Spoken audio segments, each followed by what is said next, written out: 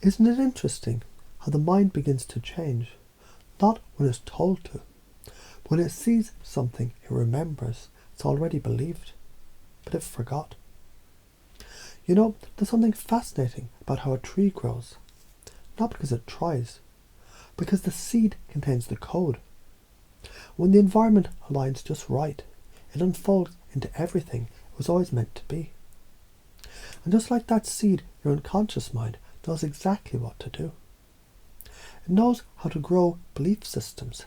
It knows how to update operating systems. So imagine this. You wake up in a world where everything you once doubted, you now trust deeply. You see through the eyes of love, compassion, courage and clarity. You speak in stories that soften resistance, and people listen. Not because you talk at them, because you speak from something greater, something that's always been there.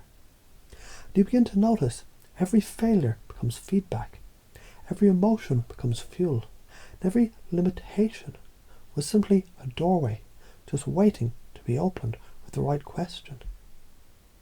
How does someone become resilient? Well, a boy once wandered in a desert for 40 days. No food, no water, just temptation. But in that stillness, he remembered who he really was. Not the voice of doubt, not the whispers of fear, but the unshakable knowing that love is the frame that holds all things together. And when he returned, he healed with hands, spoke with metaphors, walked in the storm with certainty. Why?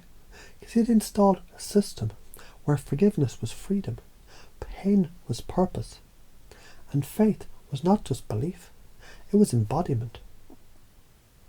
And you can do the same. Because the truth is, people respond to beliefs, not reality. When you start to operate from this belief that you're enough, you're growing, you're magnetic, you're divinely guided, something beautiful happens. You stop chasing and you start attracting. You stop needing and you start becoming. You stop asking for permission and you start giving yourself the crown.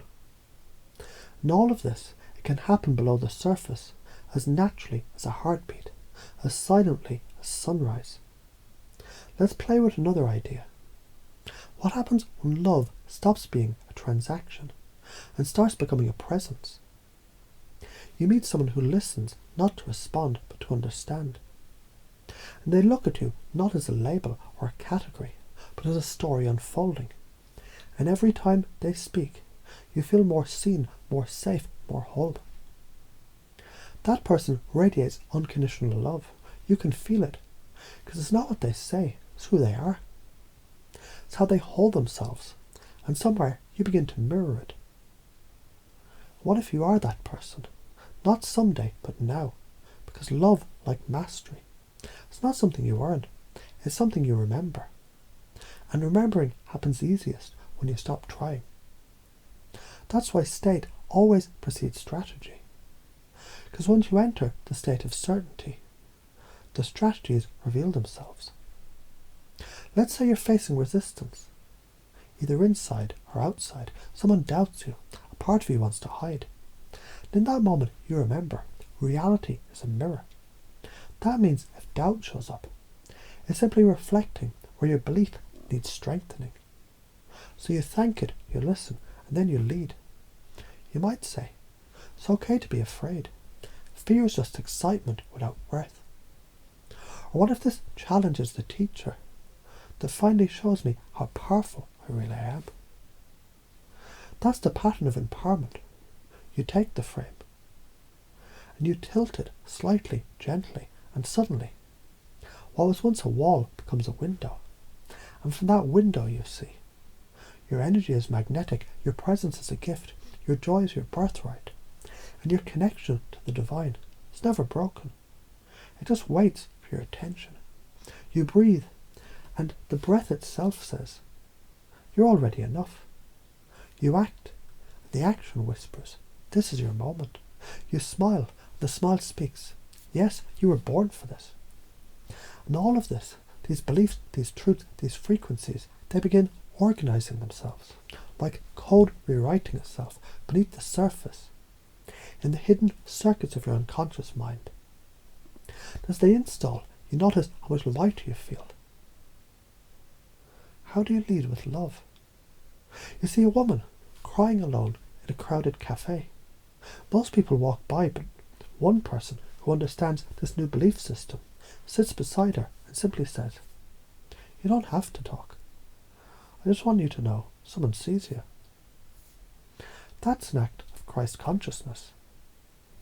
Or a young man speaks doubt about his future, lost in the noise of expectations, and someone, maybe you, says, "You already have what it takes.